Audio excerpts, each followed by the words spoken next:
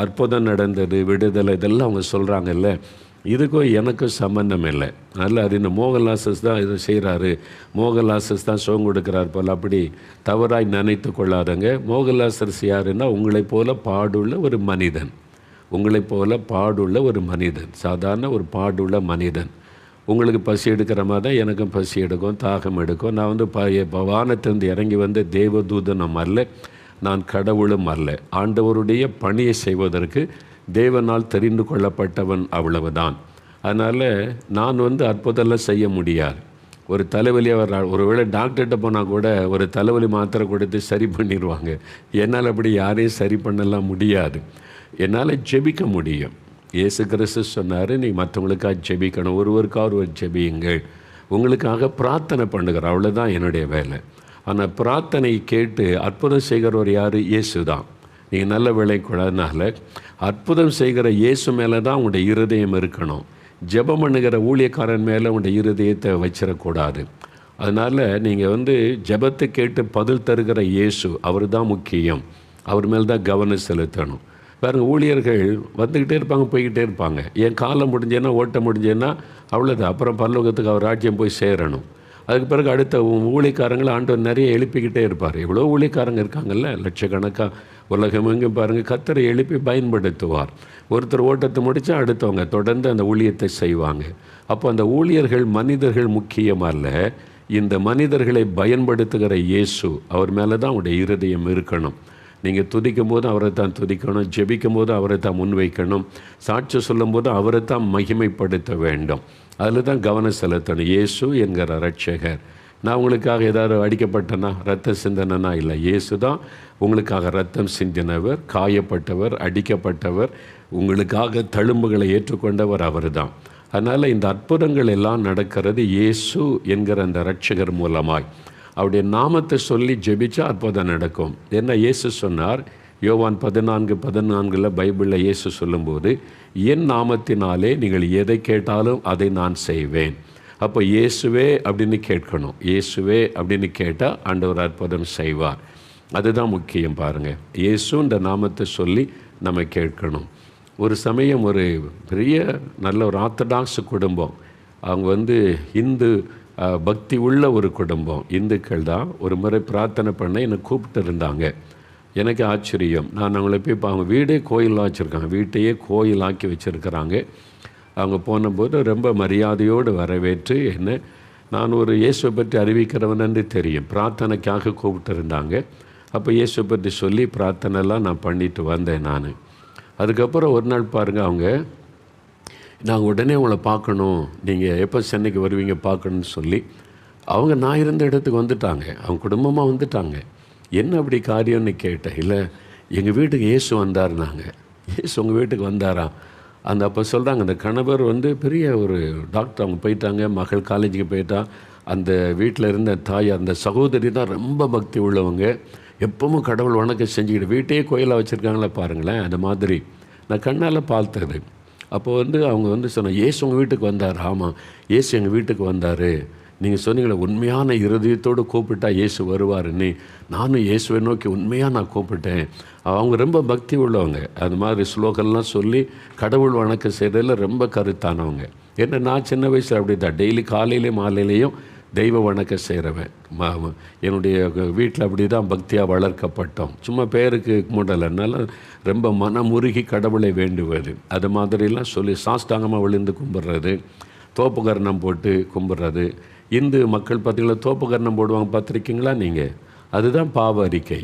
நம்ம வந்து பாவத்தை அறிக்கை செய்யணுன்றல தோப்புகரணம் போடுறது எதை குறிக்குன்னு சொன்னால், நான் தப்பை மன்னியும். ஸ்கூல்கள் அந்த காலத்துலலாம் சொல்லுவாங்க, தப்பு பண்ணிட்டியா, இப்போ வீட்டு பாடம் எழுதலை, 10 தோப்புகரணம் போடு அப்படின்பாங்க. அப்படின்னா நான் தப்பு பண்ணிட்டேன் மன்னிங்கன்னு அர்த்தம். இதுதான் கடவுளுக்கு முன்னால் போய் தோப்புகரணம் போடுறதுன்னா, நான் பாவம் செய்துட்டு என்னை மன்னிங்கன்னு அப்படி அர்த்தம். அதுதான் அவங்க செய்கிறது பக்தியாக.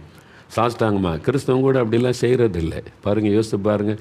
சாஷ்டாங்கமாக தரையில் விழுந்து நீங்கள் என்றைக்காவது இயேசுவுக்கு நன்றி சொல்லியிருக்கிறீங்களா? இந்துக்கள் பாருங்கள் எவ்வளோ பக்தியாக அவங்க கடவுள் வணக்கம் செய்கிறாங்க. அது மாதிரி பக்தியில் அவங்கள நம்ம மிஞ்செல்லாம் முடியும், அவ்வளோ பக்தி உள்ளவர்கள். நான் அவங்க வீட்டுக்கு போனபோது பார்த்தேன்.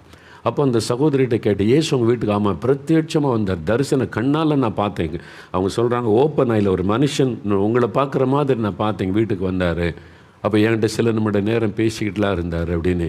அப்போது என்ன பேசுனாங்க எல்லாம் கேட்டேன். அப்போ அவங்க சொன்னாங்க, ஒரு காரியம், நீ நல்ல ஜபம்லாம் பண்ணுற, பிரார்த்தனைலாம் பண்ணுற மகளே, நீ அப்படியே பிரார்த்தனைலாம் பண்ணுற, ஆனால் இந்த பிரார்த்தனைகள் இயேசு கிறிஸ்துன்ற என் பேரில் நீ பிரார்த்தனை பண்ணாதான் அது பரலோகத்துக்கு வரும், மற்ற எந்த பிரார்த்தனையும் பரலோகத்துக்கு வராது. இதை நான் சொல்லலை, அந்த இந்து தாயார் என்று சொன்னாங்க. இயேசு தனக்கு சொல்லி கொடுத்தார் என்று அவங்க சொன்னாங்க. அப்போ இயேசு உங்களுக்கு என்ன சொன்னார்னு கேட்டேன். அப்போ அவங்க சொன்னாங்க, நீ நல்ல பிரார்த்தனைலாம் பண்ணுற, ப்ரேயர்லாம் பண்ணுற, நீ என்ன அழகாக என்ன காரியத்தில் பிரார்த்தனை பண்ணினாலும் இயேசு கிறிஸ்துன்ற என் பெயரில் நீ பிரார்த்தனை பண்ணினால்தான் பரலோகத்துக்கு அந்த பிரார்த்தனை வரும், மற்ற எந்த பிரார்த்தனையும் பரலோகத்திற்கு வராது என்று இயேசு சொன்னார். அதனால் நீ ஜெபிக்கும்போது, பிரார்த்தனை பண்ணும்போது, ப்ரேயர் பண்ணும்போது இயேசு கிறிஸ்துவின் நாமத்தில் என் நாமத்தை சொல்லி பிரார்த்தனை பண்ணு அப்படின்னு சொல்லி கொடுத்தாருனாங்க. எனக்கு அப்படியே ஆச்சரியம். நான் பாருங்கள், அவங்க நான் கூட அப்படி அந்த தரிசனத்தில் பார்க்குறோம், சாயலை பார்க்குறோம், பிரத்யட்சமாக அப்படி வந்ததை நான் பார்த்ததில்லை. ஆனால் அவங்க ஒரு 1-2 சமயம் கூட இந்த ஆவிக்குள்ளாக நான் பார்த்துருக்குறேன். அவங்க நேரில், ஏன்னா அவங்களுக்கு இந்த ஆவிக்குரிய அனுபவத்தெல்லாம் ஒன்றும் பெருசாக தெரியாது. இப்போ தான் இயேசுவை பற்றி அறிந்து பிரார்த்தனை பண்ணவங்க. நான் அப்படி திருப்பி கேட்டேன், நீங்கள் ரொம்ப பக்தியாக இருக்கிறீங்க, அதனால் ஒருவேளை மன பிரமையாக இருக்குமோன்னு கூட நான் நினச்சி பல கேள்வி கேட்டேன். அவங்கள்ட்ட சொன்னேன், சரி வந்தவர் நீங்கள் உங்களுக்கு இயேசுக்கு சம்பந்தம் கிடையாது, நீங்கள் எந்த கிறிஸ்துவ கூட்டத்துக்கு போனதில்லை, சர்ச்சுக்கு போனதில்லை, இப்போ தான் நீ இயேசுவை பற்றி நான் சொன்னதை வச்சு நீங்கள் பிரார்த்தனை பண்ணுறீங்க, வந்தவர் இயேசு தான் உங்களுக்கு எப்படி தெரியும் அப்படின்னு நான் கேட்டேன். அப்போ அவங்க என்ன சொன்னாங்க, இயேசு கிறிஸ்து சிலுவையில் அறையப்பட்டு மரித்தார் மனுஷனுக்காக, மனு குலத்துக்காக உலகமுக்கே தெரியும், எல்லாருக்கும் அது மாதிரி எனக்கு கிறிஸ்தவங்க வணங்குற இயேசு சிலுவையில் அறையப்பட்டு அவர் கொலை செய்யப்பட்டு உயிர்த்தெழுந்தார் என்பது நாங்கள் எல்லாருமே கேள்விப்பட்ட செய்தி, அது எனக்கு தெரியும். அப்போ வந்தவர் இயேசு தான் உங்களுக்கு எப்படி தெரியும்னு நான் கேட்டபோது அவங்க சொன்னாங்க, இயேசு தன் கையில் இருக்கிற தழும்புகளை எனக்கு காண்பித்தார். மகளே, உனக்காக நான் சிலுவையில் ஏற்றுக்கொண்ட காயத்தை பார்த்தியா, என் கையில், என் விழாவில், காலெல்லாம், ஆனால் நான் தான் உனக்காக சிலுவையில் மறித்து உன் பாவம் சாபத்தையெல்லாம் சுமந்து முடித்தேன். அதனால் இயேசுன்ற என் நாமத்தினால் என்னை வேண்டிக் கொள்ளும்போது தான் பரலோகத்துக்கு அந்த விண்ணப்பம் வரும் என்று இயேசு எனக்கு சொன்னார்னு அவங்க அவ்வளோ விளக்கமாக சொன்னாங்க. எனக்கு அவ்வளோ ஆச்சரியம். பார்த்தீங்களா? அப்போ இயேசு கிறிஸ்து என்கிறவர் எல்லாருக்கும் உள்ளவர். நீங்கள் உண்மையாக கூப்பிட்டு பாருங்கள், இயேசு ஆண்டவரே நானும் உங்களை பார்க்கணும் அப்படிலாம் சொல்கிறாங்களேன்னு கேட்டால் இயேசு உங்களை சந்திப்பார். அதனால தான் நான் சொல்லுகிறேன், இந்த அற்புதங்களுக்கெல்லாம் இயேசு தான் காரணம். இயேசு என்கிற ரட்சகர், அவர் தான் உங்களுக்காக மரித்து உயிர்த்தெழுந்தார். அப்போது இந்த சாட்சிகளை நீங்கள் வாசிக்கும் போது நல்லா கவனிச்சிங்கன்னா உங்களுக்கு விளங்கும். இந்த நிகழ்ச்சியை பார்த்து அவங்க ஜெபிக்கும் போது இயேசுவை நோக்கி தான் ஜெபிக்கிறாங்க. அந்த இயேசுவை நம்ம பார்க்கணும். ஏன்னா நம்ம ஒரு படம், ஒரு சிலை இப்படி பார்த்தே கடவுள் வணக்கம் செய்து பழக்கம். நான் இந்துவாக இருக்கும்போது அப்படி தானே, எங்கள் அப்பா அம்மா கூட்டிகிட்டு போவாங்க கோயில்களுக்கெல்லாம், எங்கள் பாட்டி கூட்டிகிட்டு போவாங்க, இது கடவுள் பாடிட்டு பாடுற பார்த்தப்போ படங்கள் இதெல்லாம் வச்சு தான் நம்ம சாமி கும்பிட்ட பழக்கம், கண்ணால் ஒன்றை பார்த்து. ஆனால் இயேசுக்குள்ளே வந்த பிறகு தான் அவர் ஆவியாக இருக்கிறார், நமக்குள்ளே இருக்கிறார், நம் பக்கத்தில் இருக்கிற அவருடைய பிரசன்னத்தை உணர முடியும் என்று அவருடைய பிரசன்னத்தில் ஜெபிக்க பழகினது அதன் பிறகு தான். அப்போ அந்த மாதிரி இப்போ அந்த இயேசு எங்கெங்கே இருக்கிறாரு? அப்போ இயேசு கிறிஸ்து படத்தை வச்சு நான் பூஜை பண்ணணுமா? தேவையில்லை. இயேசு படத்திலும் அல்ல, மனிதன் கையினால் செய்த உருவத்திலும் இல்லை, வரைந்த படத்திலும் இயேசு இருக்க மாட்டார். அவர் வாசம் பண்ணுகிற ஒரே இடம் நம்முடைய சரீரம். நம்ம தான் அவருடைய ஆலயமாக நமக்குள்ளே வாசம் பண்ணுவார். பாருங்க, ஆவி, ஆத்மா, சரீரம் மூன்றும் இருக்கிறாரு. பாருங்கள், மூன்றும் இருக்கிறாரு. நீங்கள் கோயிலுக்கு போனாலும் சொல்லுவாங்க பார்த்தீங்களா, நம்ம பைபிளில் தேவாலயத்தை பற்றி சொல்லும்போது பிரகாரம், பரிசுத்த ஸ்தலம், மகா பரிசுத்த ஸ்தலம். இந்துக்கள் அதான் சொல்லுவாங்க, பிரகாரத்தை சுற்றி வாம்பாங்க. நல்லா போயிருக்கேன் அப்படி, பிரகாரத்தை சுற்றி சாமி கும்பிட்றது. அதுக்கு அடுத்ததுக்கு போனீங்கன்னா அதுக்கு ஒரு ஸ்தானம். அப்புறம் முக்கியமாக நடந்த மூலஸ்தானம், அங்கே தான் சொல்ல, அந்த மூலஸ்தானம் ஸ்க்ரீன்லாம் போட்டு வச்சுருப்பாங்க. அது உங்களுக்கு தெரியல, நீங்கள் பார்த்து, அதுதான் பைபிளில் சொல்லியிருக்கு எருசலேம் தேவாலயத்தை குறித்து சொல்லும்போது. அப்போ 3 பகுதிகளில் ஒரு ஆலயம்னு சொன்னால் அதுதான் மனுஷனுடைய சரீரம், ஆவி, ஆத்மா, சரீரம். வெளியில் பார்க்கறது சரீரம், அப்புறம் ஆவி, அந்த ஆத்மாவுடைய உன்னத நிலைமையில தான் ஆண்டவரை நம்ம தரிசிக்க முடியும். அங்கே தான் அவர் வாசம் பண்ணுறார். ஒவ்வொரு மனிதனுக்குள்ளும் அவர் வாசம் பண்ணுகிறார். இதான் வேதம் சொல்லுகிறாரு. அப்போ நீங்கள் உங்களுக்குள்ளே அவர் வாசம் பண்ணும்போது நீங்கள் இருக்கிற இடத்துல இயேசுவேன்னும் போது அவருடைய பிரசன்னத்தை உணர முடியும். அங்கே ஒரு படம் அவசியம் இல்லை, ஒரு பொருள் அவசியம் இல்லை. நீங்கள் மனசில் அவரை நினைச்சாலே அவருடைய பிரசன்னத்தை உணர முடியும். அப்போ எண்ணம் ஒருமனப்படணும். அதுக்கு தான் கண்ணை திறந்தால் அங்கங்கே அசைவுகளை பார்த்துக்கிட்டே இருப்போம். அப்படி இல்லாமல் இந்த கண்ணை மூடி அவரை நினைத்து ஜெபிக்கும் போது அவருடைய பிரசன்னத்தை உணரணும். கண்ணை திறந்துக்கிட்டு ஜெபிக்கூடாதுன்னா ஜெபிக்கலாம். நீங்கள் உங்களுக்கு கண்ணை திறந்திருந்தாலும் நான் ஒரு மனமாக ஜெபிக்க முடியும்னா ஜெபிக்கலாம், அது தப்பு கிடையாது. அவ்வளோதான், ரொம்ப சிம்பிள். இப்போ உங்கள் வீட்டில் இயேசு இருக்கிறார், நீங்கள் அவருடைய நாமத்தை கேட்கறதுக்கு தானே நீங்கள் உட்காந்துருக்கிறீங்க. இயேசுவை பற்றி சொல்கிறாங்க, பிரார்த்தனை பண்ணுறாங்கன்னு தானே உட்காந்துருக்கிறீங்க. அப்போ இயேசுன்ற நாமம் அதை அறிய உட்கார்ந்ததுனால இப்போ இயேசு உங்கள் வீட்டில் இருக்கிறார். அவங்க என்ன மதம், என்ன இனம், அதெல்லாம் இயேசு பார்க்க மாட்டார். இயேசுன்ற நாமத்தை அறிந்து கொள்ள விரும்பினா அங்கே இயேசு பிரசன்னமாக இருப்பார். நம்முடைய மாம்ச கண்ணால் அவரை பார்க்க முடியாது, ஆவிக்குரிய கண்களால் தான் பார்க்க முடியும். அப்போ ஆவிக்குரிய கண்கள் திறக்கப்படணும். அதுக்கு தான் நம்ம ரட்சிக்கப்படணும், பரிசுத்தான அபிஷேகம் வரணும், நம்முடைய ஆவி ஆத்மா சரீரத்தை முழுமையாக ஒப்பு கொடுக்கணும். கடவுளை அவளை ஈஸியாக தரிசித்திர முடியாது. அதுக்கு நம்ம ஆண்டவரை நெருங்கணும். அதுக்கு அப்போ சன்னியாசியை போனேன்னு அவசியம் கிடையாது. நீங்கள் குடும்பத்திலே வாழ்ந்து கொண்டு அவரை தரிசித்து அவரோட வாழ முடியும். நான் சொல்லுவது நம்மை அர்ப்பணித்து கொள்வது ஆண்டவருக்கு, அவ்வளோதான். அதனால் சுத்த இருதயம் உள்ளவர்கள் தேவனை தரிசிக்க முடியும். இயேசு சொன்னார், பரிசுத்தமுள்ள இருதயம் இருந்தால் தேவனை தரிசிக்க முடியும். அப்போ இருதய சுத்தம் எப்படி வரும்? நம்மளால் சுத்தமாக இருக்க முடியல, கோபம், எரிச்சல், இச்சை, பாவம் எல்லாம் வருது. அது கழுவுதான் இயேசு கிறிஸ்துவின் ரத்தம் நம்முடைய இருதயத்தை கழுவி சுத்திகரிக்கும். இயேசுவே என்னை கழுவி சுத்தம் பண்ணுங்கன்னு அவருடைய ரத்தத்தினால் கழுவி பரிசுத்தப்படுத்தி அவர் தான் நம்மளை பரிசுத்தப்படுத்த முடியும். அதனால் அவரை தரிசிக்கனா கூட அவருடைய உதவி வேணும். நம்ம பிரயாசப்பட்டு நான் அப்படி இருக்கேன் இப்படி இருந்து கடவுளை தரிசிச்சிட முடியவே முடியாது. அவர் தன்னை வெளிப்படுத்தாமல் நீங்கள் அவரை தரிசிக்கவே முடியாது. இல்லை நான் என்னை ஒருத்தி விரதம் இருந்து உபவாசம் பண்ணி நான் அப்படி இருந்து கடவுளை அப்படிலாம் ஆண்டவரை வளைக்கலாம் முடியாது. நல்ல அறிந்து கொள்ளுங்க.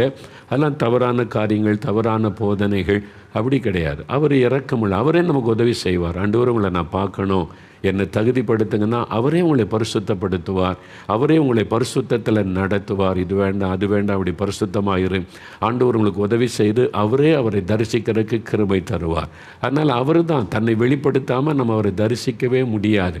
இதை நம்ம 40 நாள் சாப்பிடாமல் இருந்தோன்னா அவர் தரிசனம் கொடுத்துருவாரா? இல்லை. அதெல்லாம் தவறான காரியங்கள், அவ்வளோதான். அதுக்கு எத்தனையோ நாள் அப்படி இருக்கணும் அப்படிலாம் அவசியம் கிடையாது. இருதய சுத்தம், அது பரிசுத்தம்தான் அந்த தேவனை தரிசிக்க முடியும்.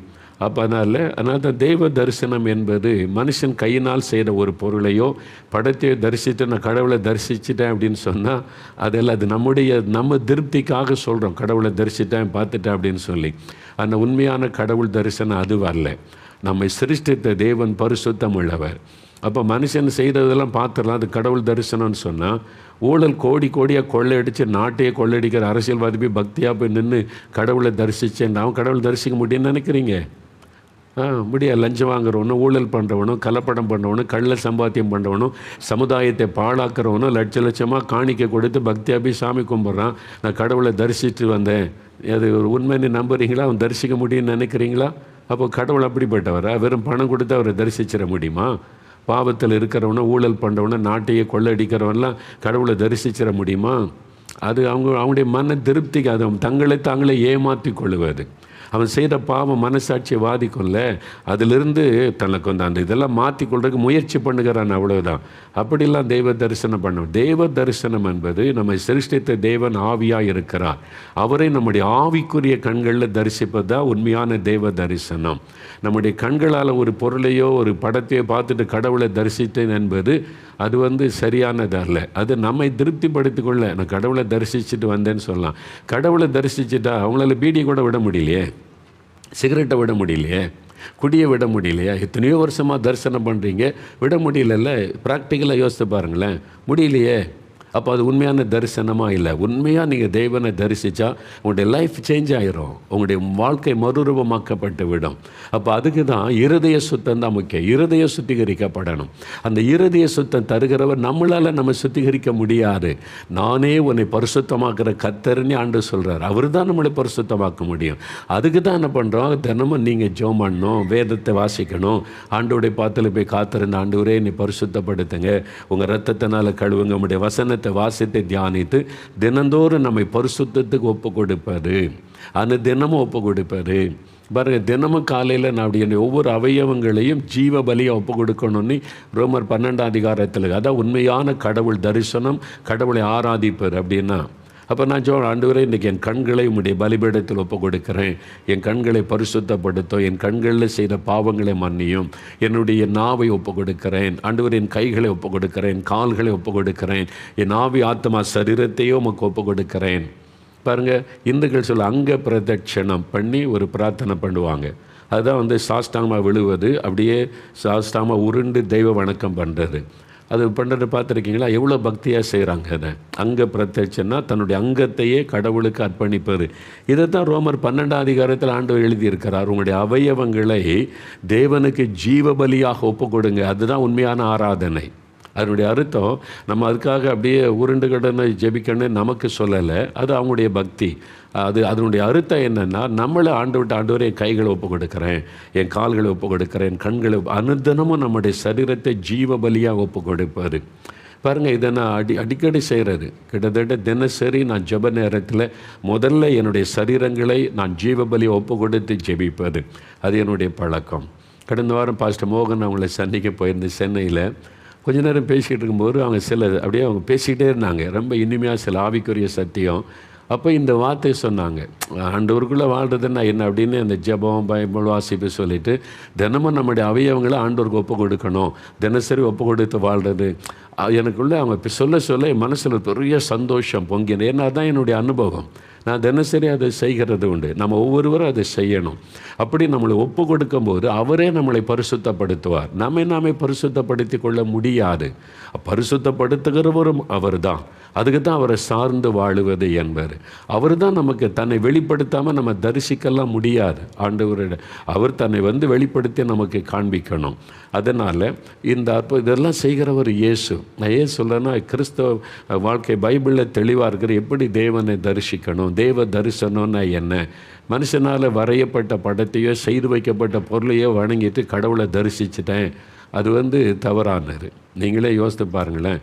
அது இல்லை, கடவுளை ஒரு குடிகாரன் தரிசிக்க முடியுமா? குடிகாரனே ஆண்டவர் நேசிக்கிறார், ஆனால் அவன் தரிசிக்க முடியாது. ஒரு லஞ்சம் வாங்குறவனை ஆண்டவர் நேசிக்கிறார், அது வேறு, ஆனால் அவன் தரிசிக்க முடியாது. பாவத்தை விட்டு மனம் திரும்பினா தான் தரிசிக்க முடியும். அப்போ நான் பாவின்னு உணர்ந்து மனம் திரும்பும் போது தான் தேவ தரிசனத்தை பெற முடியும். அதுக்கு பாருங்க, மனுஷன் செஞ்சு வைக்க தரிசிக்கிற காசெல்லாம் கேட்பான். டிக்கெட் வாங்கு, இவ்வளோ காசு வாங்கினா இப்படி தரிசிக்கலாம். அது நீங்களே யோசிங்க, உண்மையான கடவுள் அப்படி கேட்பாரா? நீ என்னை தரிசிக்கணும்னா இவ்வளோ டிக்கெட் எடுத்துகிட்டு வா, காசு வேணும், அப்படி கேட்பாரான்னு சொல்லி. அதனால் கடவுள் தரிசனம் என்பது நம்முடைய இருதயம் சுத்தமாக இருந்து வாழ்க்கையை பரிசுத்தத்துக்கு ஒப்பு கொடுத்தாதான் ஆண்டவர் தரிசிக்க முடியும். அதனால் இதாக வேதம் போதிக்கிற ஆண்டவரை பற்றின சத்தியம். இதை நீங்கள் மனதில் கொள்ளணும். மற்றபடி எல்லாமே இல்லைங்க, நம்ம மனசு தான் காரணம். கடவுள்னு நினச்ச கடவுள், கல்லுன்னு நினச்ச கல், இதெல்லாம் வியாக்கியானத்துக்கு நல்லது மாதிரி தெரியும். அது உண்மை கிடையாது. நீங்கள் அறிந்து கொள்ளுங்கள், நீங்கள் அது உண்மை கிடையாது.